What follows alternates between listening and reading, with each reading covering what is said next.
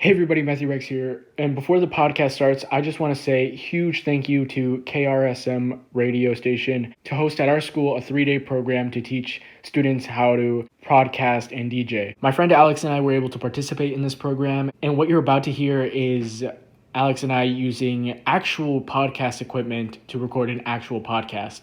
Of course, with a little bit of my editing. Alex and I stay in the general topic of gaming, like you see in most of my podcasts, but we actually turn gaming into a little bit more serious topic and talk about how gaming's currently being affected with current events. So if you want to see what that's all about, I say watch the whole video. Anyways, I'll leave you be. Enjoy the podcast. Hello, my name is Matthew, and I am 17 years old, and I'm here with my lovely host, Alex. Well, thank you. My name is Alex. I'm also 17 years old, and we are going to be talking about the competitive and family-friendly games and how they are really not the answer to gun violence here today in America. What we're pretty much doing is just talking about current events with gaming. So, yeah. Of course. Alex, would you like to briefly describe what exactly your side of the argument is, or what you'll be sharing to the audience? Sure. Well, for me as a gamer, I always love to win. And that's pretty much every mentality for any game or any sport.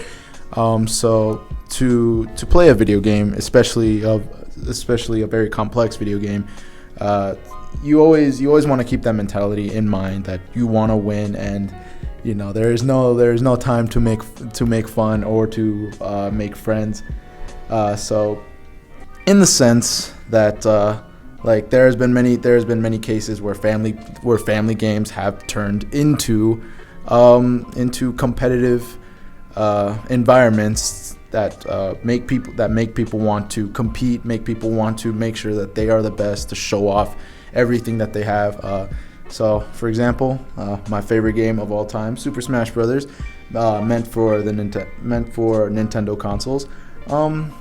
It was at first meant to be a fun family game. Up to 4 players can play, use their favorite Nintendo character and battle it out, but it eventually evolved into a very competitive, strategic, complex fighting game that is known as one of the most successful fighting game communities in the world at the moment. And the recent event known as EVO, one of the biggest fighting game tournaments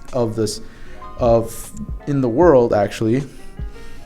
Super Smash Bros. Ultimate, the recent one on the Switch, actually headlined the event and had record-breaking views on Twitch, Steam, and yeah. Now, I know a lot of people know about just fighting games, like Mortal Kombat, Street Fighter, and Super Smash.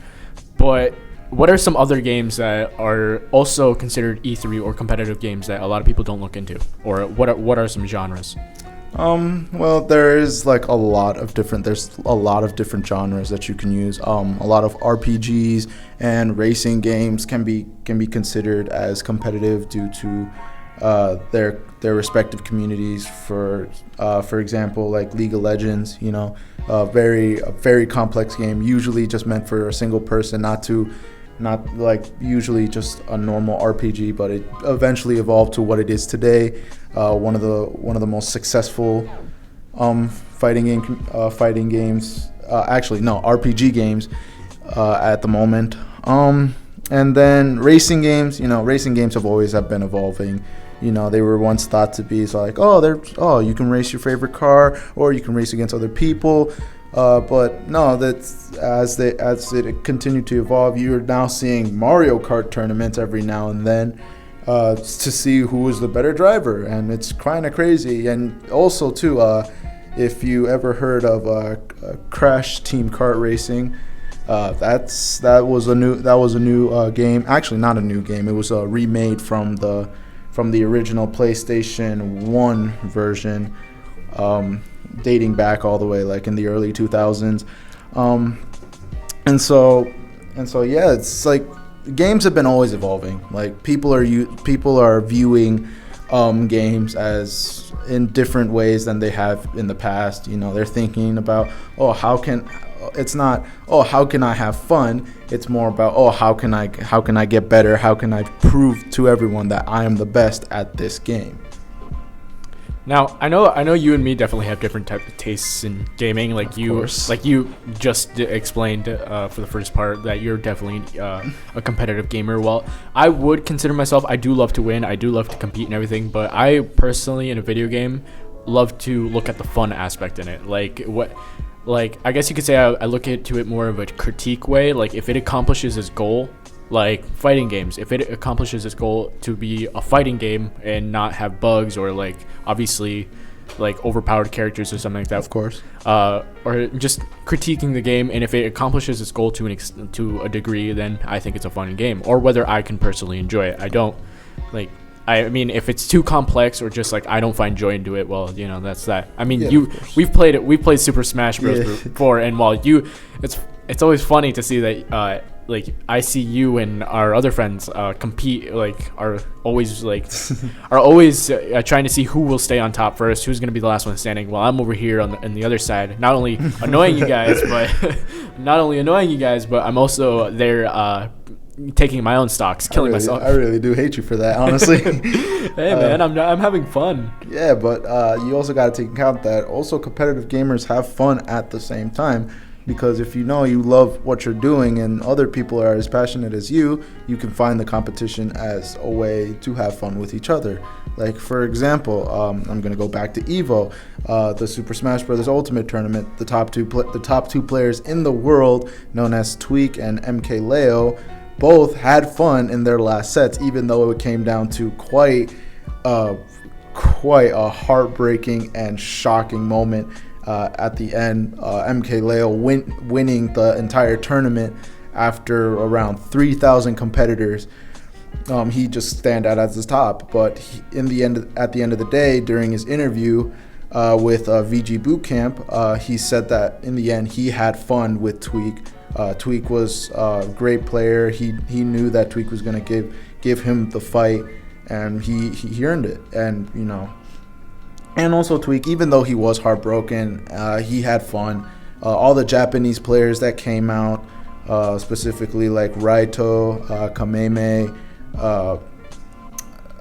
Zachary, all of them had their respective fun. You know, like, so the competition isn't about a hardcore, you know, making everyone fear you. It's more about making yourself be known and having fun with that. Because if you're just gonna be heads down hardcore, not caring about everyone, you know, it's what's the point? Everyone's just gonna hate you, and that's not what you want. So in that case, like how you said, how we play to see who's the last man standing, and you were just killing, committing, you know, self-destruct. You know, but we have fun at the end. You know, like you're over there having your fun, and then you know you have me and Alex, like our other friend, you know, trying to battle it out, and then you're over there like, hey, look at me, guys. I mean, don't get me wrong. What I would love to one day be as good as you guys. Like I know you and I think also Alex also just recently went to try a tournament, didn't he? He didn't go with me. I went by myself. Oh, okay. But I did tell him about it, and I am telling him about upcoming tournaments as well, so he can compete as well. Okay, well, I know you two. I would love to one day be as good as you two, like you and the other Alex. But I mean, like, honestly, I guess you could call myself as a little bit. I guess I could call myself as a little bit of not only as like I love to have fun, but I'm also a little bit of a troll player. Like, that's true. I like having fun seeing people get annoyed at something they do, or at something they're really good at. As in this case, like Alex and Alex battling it out, and then me over here, you know, also, you know, self-destructing in a sense, but also I think it's kind of fun because I also add another level of difficulty, because now they also have to deal with me, because at any moment I could also hit them off or whatever and ruin their flow.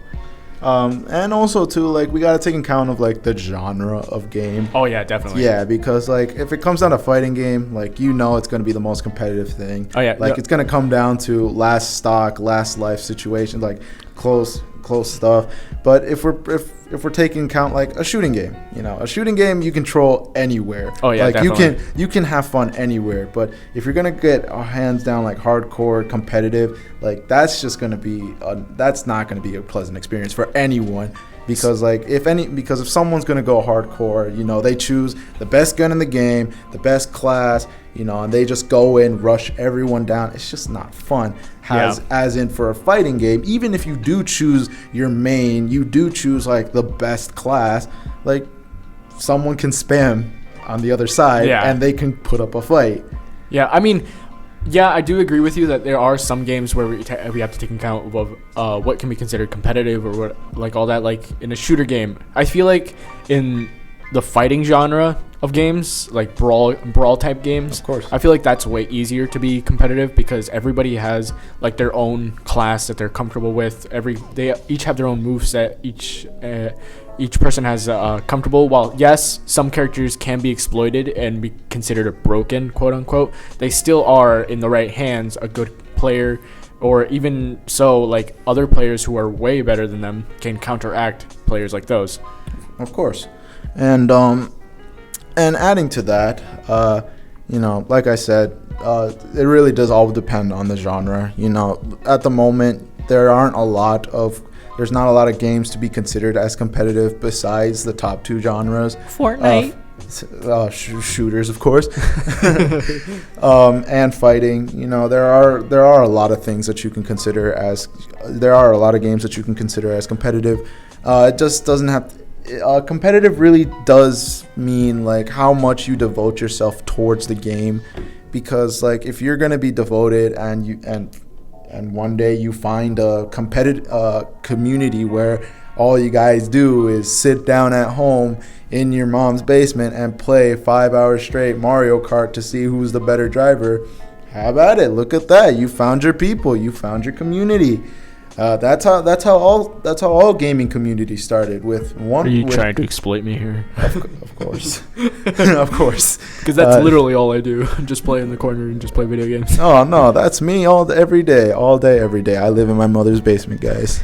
I mean, we still live with our parents. We're 17, dude. Of course. But I guess you literally live in the basement. I do live in the basement, yes. But let's keep on going. Yeah.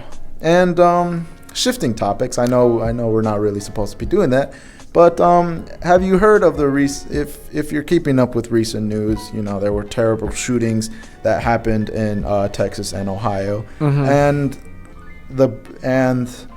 you know how the government is with video games, blaming video games. I see. I thought you were gonna go straight up to news. No, not that. Like I'm relevant to this topic, and it is a relevant topic because there has been studies proving that there are no connection with video games and shooting. See, I love that you bring that up because one of my favorite games ever created was Doom. You know this. Doom. I fanboy about it a lot. Of course. And it's funny that to see how much video games help in violent situations, but they don't actually cause influence. Of course. Doom, I remember there was actually a study done with the original Doom game on the Windows computer, 1993, I believe, where they actually set up for a government training. They put a mod on the game and everything to make you, of course, the Doom guy, but instead of demon enemies, they actually put other military soldiers as enemies. And pretty much the point of it is that wave after wave, you're supposed to, since it's a very fast-paced shooter, it's definitely pulls up to real life events where you have to make quick decisions and everything. And it did help the soldiers and everything. But every time a shooting happens, or any sort of violent event that happens, it all resorts back to the one thing that all of us love: video games. Because many sources state, it's an easy scapegoat. It's an easy thing to put the blame on, and it's such a big source of media. Just like people blame, it's like always people blame social media for all the problems. Yet I mean, to some to some extent, you can see where that argument is, but there's definitely way more factors and way more Exactly. variables into it. Like for me, for playing fighting games and for playing the one of the more violent ones, Mortal Kombat, I've never had the instinct to go outside and say, I want to rip someone's spine out. And like this that's is where not how that's not how it works. Like And this no is matter where what. different is because I've had that. No, I'm joking. I'm joking. I hope you are. Yeah, totally. But still, though, like it's not something to be thinking about. Like video games, like sure they may be violent, sure they may promote like violence, but have you ever seen the motives? Like, have you ever taken count that the motives of an actual shooter isn't about video games? Like, sure, they may say that, I may think about like Call of Duty every now and then, but that's not really what it is. It's really about different issues that we are not going to get into at the moment. But it's not about video games. Like, it really isn't. I mean, kind of like again going back to Doom. Like one of the most famous shootings, the Columbine shooting, was actually blamed on the video game because the two shooters actually played Doom a lot, and even some of their friends admitted that they played Doom a lot, and they actually tried to put the blame on Doom and try to get the game like sued and everything. Of course. But they actually found out by friends information that a lot of people like to keep it under secret and everything. Classic that is that actually the kids played with a map pack, an exact map pack of the school, and with the people with specific amount of demons or like the enemies in. So pretty much the whole game was modded to show that an actual shooter event, which was really messed up. Yeah, that's the messed up part about it. That's the messed up. They actually rewrote the game into what essentially isn't the game anymore. Yeah, and like sure it's a kind of a sensitive issue at the moment, but we have to bring it up because like you have to take in account that you can't just blame other things. You can't just blame other things to hide the truth. We don't blame America. Like there are deeper things at the moment that led up to this shooting, and it's not anything to do with video games. Like there has been, congressmen, our own very president has said that video games are gruesome. Action should be taken on video games, which that's not happening. That is really not happening. One thing is though, like. I'm pretty sure no matter what the president does or anything, he can't stop the progress of video games. Exactly. The video game industry makes way more money than any other movie industry makes. Some of the biggest companies in the world, like Microsoft and everything, are founded upon making video games. Of course. So I'm pretty sure no matter what the president does or whatever the world does, they can't stop the flow of video games. Yeah, because like video games are a staple part of life. Like I have not met one person that has not played a single video game in their life, at least gone to an arcade for once. And speaking of that, like arcades have shooting games. You literally can pick up a sensor gun and shoot at things. Like, how is that not the more messed up part? Yeah, like you're using a controller on a TV, and that's promoting more violence than you actually holding a sensor gun and shooting at a screen. Like in a public area. Exactly. Like that's the messed up part. Like that, I would see an argument for that, but at the same time, like you don't see an argument for that because it doesn't really promote anything. You're like for example, like oh, sorry about the little interruption. But for example, I usually go to the arcade at the mall, and there's usually a shooting game that I always go. It's the Alien. It's the Alien Invasion one. I keep forgetting the name. But you literally pick up an entire assault rifle with a grenade launcher on it, and you go around shooting aliens. After that, do I feel anything? No, I just feel fun. I just feel happy because I just almost saved the world. See, video games do not promote violence, they promote happiness.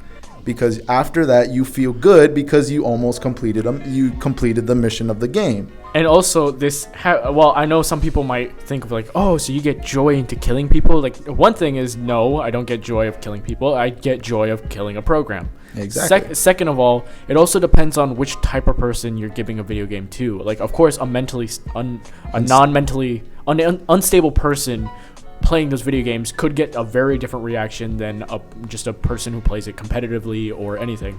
And also, you do got to take into account that the people that they're actually killing are the bad guys. Like, there are very few games that you are the bad guy, but there are so many games that you're the good guy and you're trying to save, other people and pretty much the world. So if anything, it's not promoting violence towards good people. It's promoting, doing the right thing, doing heroic acts. Being that hero to save everyone. And it's also like funny because if you think about it, any game you come across, even if it's child friendly like Mario or Minecraft or something like that, no matter what, if you really think down to the roots of it, it's pretty violent. I mean, Mario, he's just a fat stereotypical Italian man squashing turtles and mushroom people to death. And then also with Minecraft, like supposedly that has a really big trend of being family friendly, no cursing, no nothing. But if you think about it, in the first few moments of the game, you literally I'm pretty sure most people just punch pigs to death or slaughter them in front of you, and you feel no remorse. Like of course. Any game is violent if you think about it. Yeah, Pokemon, you enslave random creatures and force them to battle. Like, isn't that? Animal cruelty. Yeah. So I mean, every game is violent to an extent. Yeah, but people don't see that part of it. The big part is how the game works, the strategic part about it. That's why Pokemon, when you think of Pokemon, you don't think about, oh, you are enslaving a Pikachu. No, what you think about is, oh, how can I get this Pikachu better so that I can use them to improve my gameplay? Like, you think about all these different aspects and like all the different, techniques and mechanics of the game to improve your gameplay. That's why like shooting games and fighting games are so popular in the competitive scene, because all these mechanics that are implemented in the game are take so much skill and so much strategy to use effectively in the environment that they are put into. That's why, when it comes down to violence in video games, you don't really think about the violence because you're thinking about, like how can I improve? Like, how can I get through this level efficiently and effectively? Yeah, and it's funny, like, every game to an extent also like he holds strategy. The moment someone enters blood or the moment anyone enters blood or guns into a game, it's immediately, whoa, don't put that with your kids. Whoa, like it causes shootings, everything, which is just. I mean, if I'm being honest, like Super Smash Brothers could be more violent than Mortal Kombat, right? Because like you have lasers, you have swords, you are literally slicing people in half. You even have Ridley, a giant space pirate dragon who drags his opponent across the stage at unforgiving speeds and tosses them out. If that's not violent, I don't know what is. But people don't see that as violent. They see that as, oh, cool. Like, it's if as long as you don't put blood, like, we're all good. That's why Fortnite, Super Smash Brothers are so popular, because there's no blood, they don't see the violence. They just see the gun aspects. They just see they don't really see anything to put like the blame on. I mean, then again, Fortnite is also coming out. Like any gun, any game with a gun, shooter. Any game with a gun is coming up. So, yeah, that just the fact that putting putting the blame of gun violence on video games is it's just dumb. It really is. It's dumb. Like, any game is violent to its core. Any game with a gun is just considered violent. Yeah. All right. So we have been told to wrap up at the moment, but it's something to take into account. Like, we've been blabbering on for a while. Yeah. Like, video games are not violent. The violence. They don't lead to anything. But yeah. Bye. All right. See ya.